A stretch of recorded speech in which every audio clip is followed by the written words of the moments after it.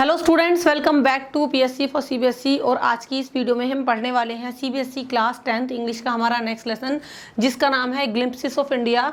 इससे previous videos में हमने सारे प्रीवियस चैप्टर अच्छे से डिस्कस कर लिए हैं। उन सभी वीडियोस के लिंक आपको डिस्क्रिप्शन बॉक्स में मिल जाएंगे। तो फर्स्टली मैं आपको बताना चाहूंगी कि ग्लिम्पसेस ऑफ इंडिया का मीनिंग क्या है। देखो, ग्लिम्पसेस का मतलब होता है झलक, ग्लिम्पस का मतलब झलक। अब इसमें जो है, इस लेसन के अंदर इंडिया के अलग अलग हिस्सों की झलक हमें देखने को मिलेगी, है ना। जैसे इंडिया के अलग अलग बहुत सारे स्टेट्स हैं, तो यहाँ पर पर्टिकुलर जो है 3 स्टेट के बारे में बात की गई है और उनकी क्या स्पेशलिटी है, वहाँ के लोगों का कैसा रहन सहन है, वो यहाँ पर बताया गया है। ठीक, तो डिटेल एक्सप्लेनेशन देखेंगे और साथ ही साथ हर एक पार्ट के साथ हम इसके इंपॉर्टेंट क्वेश्चन आंसर्स देखने वाले हैं। तो बेसिकली 3 यहाँ पर इसके पार्ट हैं। पहला है अ बेकर फ्रॉम गोवा, दूसरा है कुर्ग और तीसरा है टी फ्रॉम असम। तो पहले हम किसको पढ़ने वाले हैं? अ बेकर फ्रॉम गोवा को। ठीक, तो इस पार्ट के अंदर, पहले पार्ट के अंदर जिसका नाम है बेकर फ्रॉम गोवा, यहाँ पर हम पढ़ने वाले हैं कि गोवा के अंदर जो बेकर्स होते थे या जो अब बेकर्स होते हैं, उनकी लाइफ कैसी है और बेकर्स का गोवा के अंदर क्या इंपॉर्टेंट रोल होता है। शुरू होता है आपका lesson Portuguese days and bakers tradition. तो यहाँ पर पुर्तगीज जो दिन हुआ करते थे उनकी याद की जा रही है और बेकरी का क्या ट्रेडिशन हुआ करता था वो बताया जा रहा है। देखो, जो एल्डर्स थे गोवा के अंदर, वो याद करते हैं पुर्तगीज डेज को, जो टाइम बीत गया, पुर्तगाली दिन कैसे गुजरते थे उनके, उन दिनों को वो याद करते हैं काफ़ी खुशी के साथ। ठीक, bread and bakery culture started during Portuguese rule. और जब पुर्तगाली शासन हुआ करता था उस टाइम पर ब्रेड और बेकरी का कल्चर स्टार्ट हुआ था गोवा के अंदर। ठीक है, bakers for very important in Goan society. और गोवा की सोसाइटी के अंदर बेकर्स का काफ़ी इंपॉर्टेंट रोल हुआ करता था।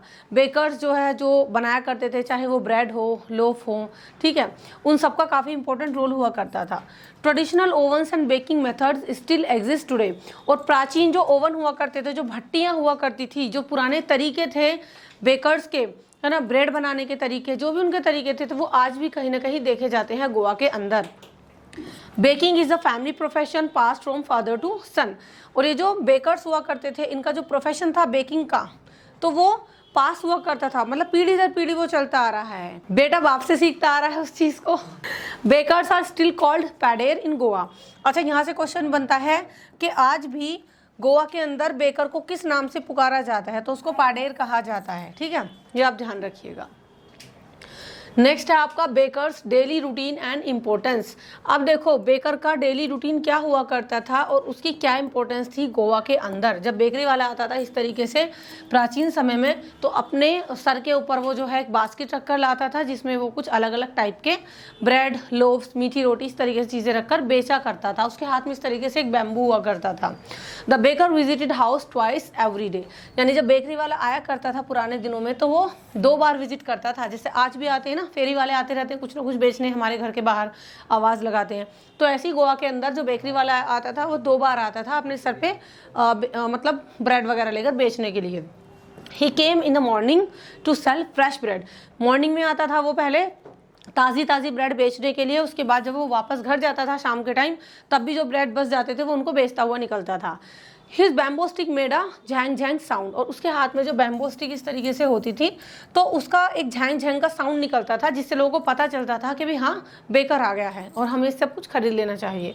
This sound inform people about his arrival. और इसी आवाज़ से लोगों को उसके आने का पता भी चल जाता था। ही greeted people politely while delivering bread. और जब वो लोगों को ब्रेड डिलीवर करता था, बेचता था, तो बड़े प्यार से, बड़े ग्रीटिंग तरीके से वो जो है लोगों से मिलता था, तभी तो अच्छे से उसका काम चलता था। अब देखो, बेकर के आने पर चिल्ड्रन कैसे एक्साइटेड होते थे। चिल्ड्रन के लिए स्पेशल एक अलग से ब्रेड उसके पास हुआ करता था, जिसका नाम था ब्रेड बेंगल्स। ठीक है, इस तरीके की ब्रेड बेंगल्स हुआ करती थी, जिसको खाकर बच्चे बहुत खुश होते थे। जैसे आज के ज़माने में आप अलग अलग पैकेट फूड देखो, हैं कई सारे ऐसे जिनको खाकर बच्चे खुश होते हैं। 5-5 रुपये वाले भी होते हैं, 10-10 वाले भी होते हैं। तो ऐसे ही बच्चों की फेवरेट ब्रेड हुआ करती थी ब्रेड बेंगल्स। बेंगल्स की शेप में होता था वो। Children ईगरली waited for the baker every morning. तो बड़ों के साथ साथ ना बच्चे भी हर सुबह बड़ी खुशी के साथ वेट करते थे कि बेकर कब आएगा। They were not interested in loaves of bread. क्योंकि उनको लोव्स ऑफ ब्रेड में इंटरेस्ट नहीं था, बल्कि उनको तो ब्रेड बेंगल्स ज़्यादा पसंद हुआ करती थी। ब्रेड बेंगल का मतलब क्या था? Sweet bread rings. मतलब मीठी मीठी रोटियां होती हुआ करती थी रिंग के शेप की, बैंगल के शेप की। Children tried to peep into the baskets, bakers basket, और बच्चे ना झांक झांक कर देखते थे कि आज बेकर अपनी बास्केट में क्या लेकर के आया है। कूद कूद कर देखते थे, छोटे बच्चे होते हैं उनकी हाइट कम होती है तो वो झांके देखते थे कि क्या लेकर आया है वो। Sometimes they climbed benches to see inside, कभी कभी वो बेंचेस पर चढ़ जाते थे कि देखे भाई आज बेकर की बास्केट में क्या है। The smell of fresh bread made them very happy, और जो स्मेल आया करती थी ना ताज़ी ताज़ी ब्रेड से, उस स्मेल को फील करके बच्चे बहुत खुश होते थे। एक अच्छी सी खुशबू आती थी ब्रेड के अंदर से। तो ये सारी चीज़ें होती थी कि बेकर के आने पर कैसा फील करते थे वो। अब देखो केयर फ्री चाइल्डहुड हैबिट, बचपन में क्या था, जब बेकर आया करता था तो बच्चे खुशी के मारे कूदते उछलते और ब्रेड लेते। तो children did not brush there teeth before eating bread, even बच्चे जो है ना खाने से पहले अपने टीथ भी ब्रश नहीं करते थे। बस मतलब उनको इतनी एक्साइटमेंट रहती थी कि टीथ ब्रश नहीं करने, आओ हम लोग तो ऐसे ही खा लेंगे। They did not care about washing their mouth properly, उनको अपना मुंह धोने की भी इतना चिंता नहीं थी। They used mango leaves as toothbrush sometimes, कभी कभी जो मैंगो लीफ होती थी उनको एज ए टूथ ब्रश ये लोग यूज़ करते थे। They believed brushing was not very important, बच्चों को लगता था कि ब्रेड खाना ज़्यादा इंपॉर्टेंट है, ब्रश करना इतना इंपॉर्टेंट नहीं है। They joke that even a tiger does not brush teeth, even बच्चे जोक करते थे कि क्या कभी टाइगर जो है वो कुछ खाने से पहले ब्रश थोड़ी करता है। मतलब वो अपने आप को टाइगर से कंपेयर करते थे कि चीता का भी दांत नहीं मांजता, कुछ इस तरीके से। They thought T could clean everything, उनको लगता था एक कप चाय पियेंगे और सब कुछ खुद ही क्लीन हो जाना है। तो बच्चों का ऐसा सोचना था उस समय, बस बच्चे बन के सच्चे। नेक्स्ट है आपका importance of bread in Goa culture. तो गोवा के कल्चर में ब्रेड की इंपॉर्टेंस क्या थी, जैसे कि आज हमारे यहाँ पर कई सारे ऐसे खाना बनाने वाले होते हैं जो काफ़ी इंपॉर्टेंट होते हैं, हर एक कल्चर के अपने होते हैं कि किसी के कल्चर में कौन सा चल रहा है शादी ब्याह में, है ना। तो यहाँ पर गोवा के कल्चर के अंदर इन बेकर्स की क्या इंपॉर्टेंस हुआ करती थी। तो bread is an important part of Goa tradition, यानी उस समय भी ब्रेड जो है एक इम्पॉर्टेंट पार्ट हुआ करता था गोवा के ट्रेडिशन का। स्वीट ब्रेड जो होती थी, स्वीट ब्रेड का नाम था बोल, BOL, ये आपको स्पेलिंग याद रखनी है। स्वीट ब्रेड जिसको वो लोग बोल कहा करते थे, ये हर एक शादी के अंदर कंपलसरी और ज़रूरी हुआ करता था। जैसे आज के टाइम पर हम बोलते हैं कि भाई ये चीज़, ये डिश है, ये शादी के अंदर ज़रूर होनी चाहिए, कुछ ऐसी पर्टिकुलर हर कल्चर में डिश होती भी है। तो गोवा के अंदर जो स्वीट ब्रेड नाम की हुआ करती थी जिसका नाम था बोल, वो ज़रूरी हुआ करता था शादी ब्याह में देने के लिए। नो पार्टी और feast is complete without bread, और इस बोल नाम के स्वीट ब्रेड के मतलब उसके वो ज़रूर हुआ करता था। कोई फेस्टिवल, कोई पार्टी इनकम्प्लीट मानी जाती थी अगर ये बोल नाम की स्वीट ब्रेड नहीं हुआ करती थी उसमें। सैंडविचेस भी जो है एंगेजमेंट के टाइम पर प्रिपेयर करवाए जाते थे। मान लो किसी की एंगेजमेंट सेरेमनी है तो वहाँ पर सैंडविचेस प्रिपेयर करवाए जाते थे। केक्स और बोलिनहास, ये भी जो है क्रिसमस के टाइम पर इनको तैयार करवाया जाता था। आपको पता होगा गोवा के अंदर क्रिसमस सेलिब्रेशन होता है, तो उस टाइम पर ये जो फेस्टिवल हुआ करता था तो केक्स और बोलिनहास तैयार करवाए जाते थे। तो बेकर्स जो थे वो हर एक सेलिब्रेशन में काफ़ी एसेंशियल रोल प्ले करते थे, उनका होना बहुत ज़रूरी था, चाहे वो आपका क्रिसमस हो, चाहे मैरिज हो, चाहे कोई भी अदर फेस्टिवल हो। आगे बढ़ें। Bakers dress and lifestyle. अब देखो इस पर्टिकुलर पैराग्राफ में हम पढ़ेंगे कि बेकर्स की क्या ड्रेस हुआ करती थी, कैसे कपड़े वो पहनते थे और उनका लाइफस्टाइल क्या था। यहाँ से भी आपका क्वेश्चन बन जाता है, ध्यान से पढ़ो। बेकर्स वोर का मतलब वो पहना करते थे एक स्पेशल ड्रेस जिसका नाम क्या था, कबाई, ये आपको याद रखनी है। उसका नाम क्या था, स्वीट ब्रेड का नाम बोल, BOL बोल। और ये जो एक पर्टिकुलर स्पेशल ड्रेस पहनते थे बेकर्स जिससे पहचान उनकी होती थी, उसका नाम क्या था, कबाई। तो it was a long frock reaching the knees. और ये होती किस तरीके की ड्रेस थी, ये एक लंबा सा फ्रॉक हुआ करता था जो कि घुटनों तक का हुआ करता था, ठीक है। लेटर दे वोर शर्ट्स एंड शॉर्ट ट्राउजर, और बाद में जैसे जैसे वक्त बदला तो उन्होंने फिर शर्ट्स और शॉर्ट ट्राउजर्स पहनने शुरू कर दिए।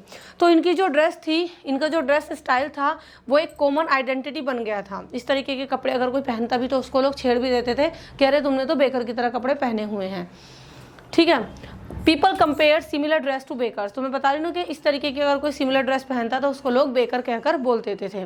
There appearance was unique and noticeable, उनका पहनावा, उनका अपीयरेंस यूनिक हुआ करता था और नोटिस कर लेते थे लोग कि भाई हाँ ये जो है वही है, बेकर है, पाडेर। अब अगर हम एक बेकर के लाइफस्टाइल की बात करें किस तरीके से प्रॉफिट वो कमाता था, कैसी उसकी ज़िंदगी हुआ करती थी, ये काम कितना अच्छा था। तो देखो प्रॉफिट एंड प्रोस्पेरिटी यानी समृद्ध हुआ करता था उसका जीवन, उसकी ज़िंदगी अच्छी बीतती थी, खुशहाल।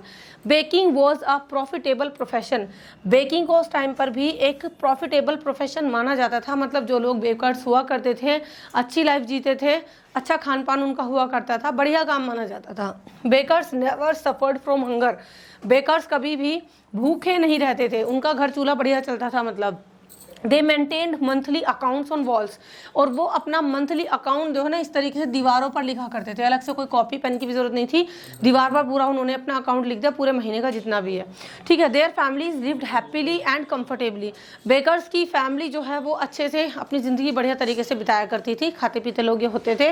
Bakers had strong and healthy bodies, और बेकर्स देखने में खुद भी स्ट्रॉन्ग दिखते थे और हेल्दी बॉडी उनकी हुआ करती थी, मतलब हट्टे कट्टे हष्ट पुष्ट दिखते थे बेकर्स जो थे, उनको देखकर कहता कि भाई हाँ इनकी लाइफ बढ़िया है।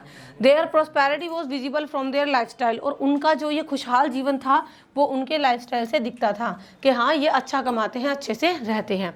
तो ये हमने पार्ट 1 डिस्कस कर लिया है, जिसके अंदर हमने अब बेकर फ्रॉम गोवा को पढ़ा है। अभी इसके हम कुछ क्वेश्चन आंसर्स देख लेते हैं।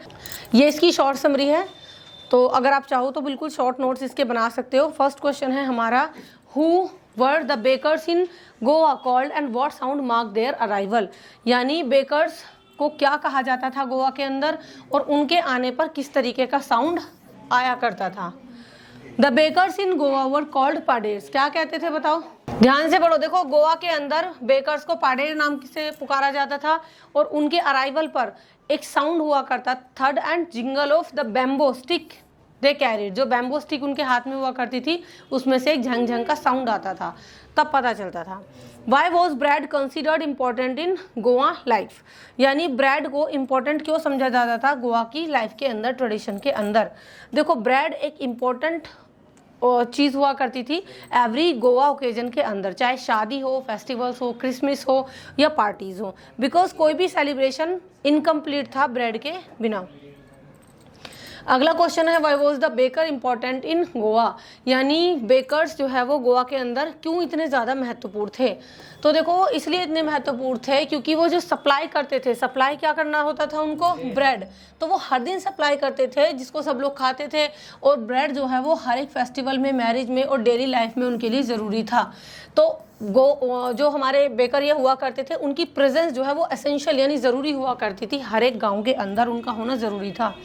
अगला क्वेश्चन है, why did the children run to meet the baker, यानी बच्चे जो है वो क्यों दौड़कर जाते थे बेकर से मिलने के लिए।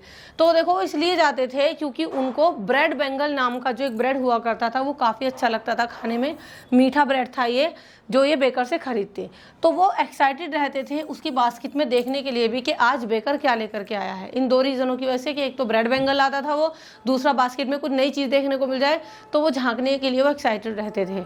नेक्स्ट क्वेश्चन है, how was baking a profitable profession, किस तरीके से बेकिंग को एक प्रॉफिटेबल प्रोफेशन कहा जा सकता है। तो देखो बेकिंग एक प्रॉफिटेबल प्रोफेशन था क्योंकि बेकर्स जो वो अच्छा कमा लेते थे, कभी भी भूखे नहीं रहते थे और वो हैप्पीली अपनी लाइफ को जीते थे, प्रॉस्पिरियस लाइफ वो जीते थे। तो देयर हेल्दी अपीयरेंस, उनका दिखना भी, हेल्दी वो लोग रहते थे, उनका दिखना भी ये शो करता था कि वो कितने सक्सेसफुल हैं अपनी लाइफ में और उनका लाइफ कितनी अच्छे तरीके से चल रही है। आई होप आपको समझ में आ गया होगा, और प्रीवियस जितने भी चैप्टर्स हैं और इस लेसन के जो दोनों पार्ट हैं सभी के लिंक्स डिस्क्रिप्शन बॉक्स में हैं। If you like this video तो don't forget to like, share, comment and subscribe our channel. Next video मिलते हैं, till then thank you so much and good bye.